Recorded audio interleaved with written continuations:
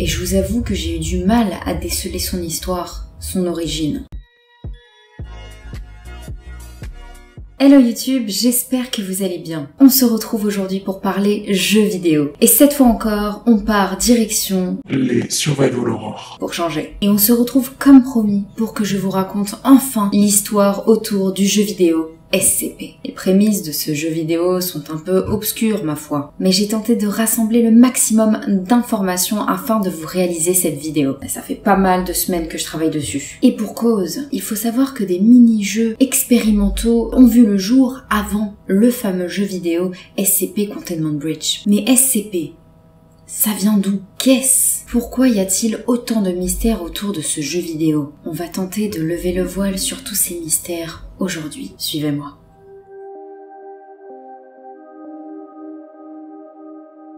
En général, quand on évoque l'appellation SCP, on pense tout de suite au nom du jeu vidéo SCP Containment Breach. Nom éponyme qui renverrait à l'appellation d'une fondation très mystérieuse, la fondation SCP, dont le sigle anglais désigne Special Containment Procedures, ou en français, procédure de confinement spécial. Donc il s'agirait d'une fondation qui, comme son nom l'indique, confine des entités selon un protocole spécifique. Mais ce n'est pas tout. Cet acronyme renverrait également à la devise de la fondation: sécuriser, contenir et protéger. Et ce n'est pas fini, puisque SCP désigne également ces entités paranormales ou extraterrestres justement mis en quarantaine par cette fondation. Mis en quarantaine pour qu'ils soient étudiés. On les appelle les objets SCP. D'ailleurs, sachez que ces objets SCP ont chacun des rapports scientifiques qui leur est attachés, qui sont trouvables directement sur le site officiel de la fondation.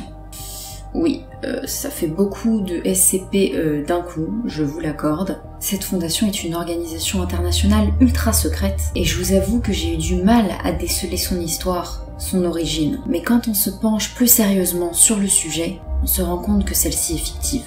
Et oui les amis, désillusion totale. En réalité, l'expression SCP apparaît pour la première fois sur 4chan, avant d'avoir un site dédié portant le même nom. Donc je vous laisse imaginer l'ampleur de la chose si carrément on en a créé un site. D'une simple blague en ligne naît une véritable légende urbaine. Ce site explique alors ce qu'est la fondation SCP, son but et ses trouvailles. En effet, cette dernière dissimulerait et étudierait des phénomènes paranormaux allant de l'extraterrestre au fantôme en passant par les grands anciens.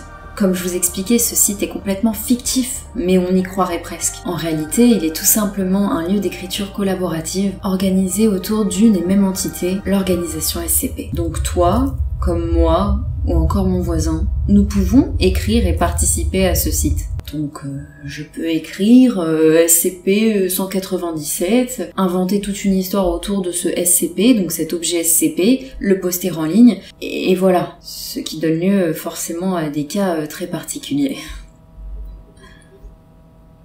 Voilà d'où tirerait son origine les jeux vidéo SCP. Mais quel a été le premier jeu vidéo SCP? D'où vient cette légende urbaine qui semblerait avoir naquis sur internet? Tentons d'aller plus loin dans nos recherches. Au printemps 2007, en se baladant sur 4chan sur le board /x/, apparaît un tout nouveau sujet, avec comme objet SCP-173. Il va alors grandement attirer la curiosité. Le fil de discussion traîne pendant des jours, et même les Anonymous y prendront part, en approuvant le concept. Durant les mois qui suivent, SCP-173 est réaffiché plusieurs fois, et le sujet de ces nouveaux fils de discussion sera le premier de la série principale. Les articles sont soumis soit sous forme de projets entiers, soit postés et édités en partie par diverses personnes, toujours anonymes. À partir du 19 janvier 2008 jusqu'à juin 2008, le Wikipédia SCP sur editthis.info est créé et monte en flèche. Les rapports construits à ce jour sont rapidement écrits sur celui-ci. Durant les mois suivants, de nombreux utilisateurs s'inscrivent sur le wiki, venant principalement de /x/, /b/ et d'autres boards sur 4chan et éventuellement sur 7chan. Ils lisent, éditent et créent de nouveaux articles. Le nombre total d'articles passe d'une dizaine à plus de 166 articles. On en était alors aux prémices autour du mythe SCP. Donc en réalité, SCP est un jeu vidéo tiré de l'écriture collaborative. Des gens, comme vous et moi, se sont amusés à nourrir un mythe créé sur internet. C'est fou, non? Et maintenant, parlons plus en détail du jeu.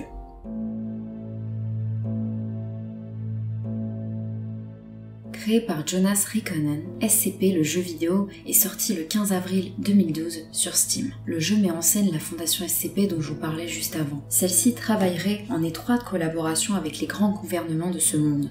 Son rôle, confiner et cacher l'existence de toute entité, lieu, objet ou phénomène se révélant contraire aux lois de la nature, qui sont appelées SCP. Ces choses sont capturées, étudiées, et des rapports s'ensuivent présentant les infos de chacun de ces SCP, ainsi que les procédures de confinement spéciales de ces derniers. Des méthodes spécialement conçues pour les confiner au mieux. Pour aller capturer et étudier ces cas, une mesure a été prise, la mise en place du personnel de classe D. Ce personnel souvent désigne des violeurs, des meurtriers, des gens condamnés à la prison. Et ces personnes vont désormais contribuer à la sauvegarde de l'espèce en aidant nos chercheurs à quantifier précisément la menace qui pèse sur elle. En clair, ce sont des cobayes quoi. La Fondation classe les objets et entités selon une multitude de classes, dont 5 principales, dont 3 sont notamment illustrées dans le jeu SCP Containment Breach. Niveau 1, Safe, ou sûr en français.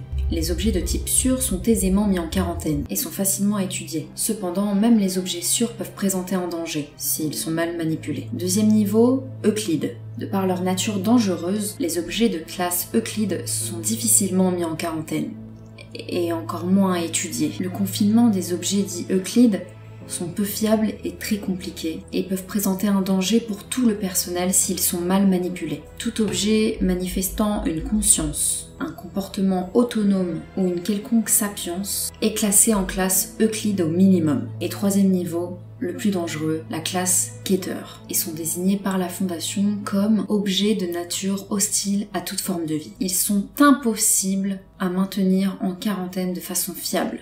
Inquiétant tout ça. Donc dans le jeu SCP Containment Breach, vous allez incarner un membre du personnel de classe D. Donc vous êtes un cobaye pour la Fondation. Cobaye qui, je le rappelle, est souvent un prisonnier condamné à mort, donc recruté de force. Ce dernier, donc vous, allez débuter votre petite journée tranquillement en servant de cobaye pour contenir et analyser le SCP-173. Donc le tout premier SCP dont je vous parlais tout à l'heure qui est apparu sur internet. Il s'agit d'une statue en béton hostile avec une énorme tête qui a vite caractérisé le jeu SCP d'ailleurs et tout l'univers qui lui est associé. Cette entité est capable de se déplacer si aucun être vivant ne la regarde et de tuer. Donc le but c'est de ne pas le lâcher des yeux. Il ne faut pas lui tourner le dos sinon vous êtes capote. Le jeu commence alors dans une cellule ouverte rapidement par un garde qui se trouve être l'agent Hulgreen qui vient nous chercher pour cette mission. Si on refuse de le suivre, on meurt. Si vous le suivez, prenez garde, parce que l'horreur commence maintenant. On retrouve le même principe que les jeux vidéo d'horreur comme Amnesia par exemple, le joueur est incapable de se défendre et ne peut que fuir ou se cacher, ce qui en fait un vrai survival horror. 2 barres composent l'écran de jeu, la jauge d'endurance pour courir et la jauge de clignement, donc clignement des yeux pour garder un œil sur le SCP qui va diminuer petit à petit. Il y a 2 manières de jouer, avancer prudemment en ouvrant les portes et en les refermant derrière nous, toujours en faisant très attention, et on peut aussi courir comme un taré en tentant de trouver des objets qui vont nous aider. Mais cette dernière technique ne fonctionne que très rarement.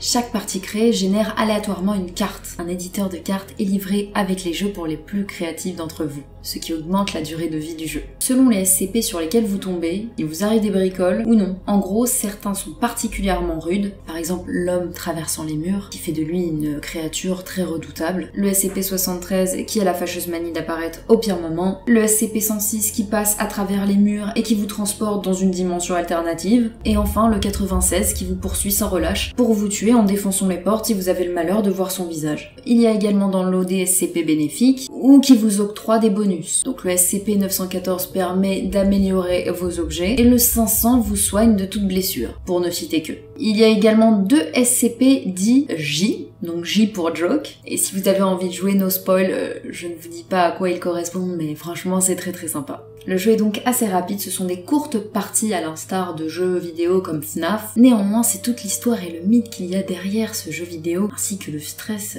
qui va en découler, qui en fait un jeu très intéressant et mystérieux. Voilà pour l'histoire de SCP, donc je ne vais pas rentrer dans les détails de ce qu'on peut trouver en termes de SCP, l'histoire de certains SCP qui est très intéressante parce que franchement c'est comme des fanfics en fait, hein. L'écriture collaborative peut donner des choses exceptionnelles et j'adore ce genre d'histoire et c'est fou de se dire qu'un jeu jeu vidéo peut naître de l'écriture en ligne et collaborative. Et je tenais vraiment à vous raconter et vous en dire un peu plus sur SCP Containment Breach et SCP Secret Laboratory qui est le mode multijoueur du jeu SCP. Donc voilà, cette vidéo est terminée. N'hésitez pas à me dire en commentaire si vous voulez d'autres vidéos de ce type. J'ai hâte de continuer sur cette lancée, de vous raconter l'histoire, les prémices de jeux vidéo d'horreur qui m'ont transporté, qui m'ont fait vibrer, qui me fait peur. Donc voilà, c'est un peu ce que j'aime faire par ici, vous raconter des petites choses, des mystères, et puis qu'on se fasse peur un peu. J'aime bien, c'est quelque chose qui me plaît. N'hésitez pas à vous abonner à la chaîne et activer la cloche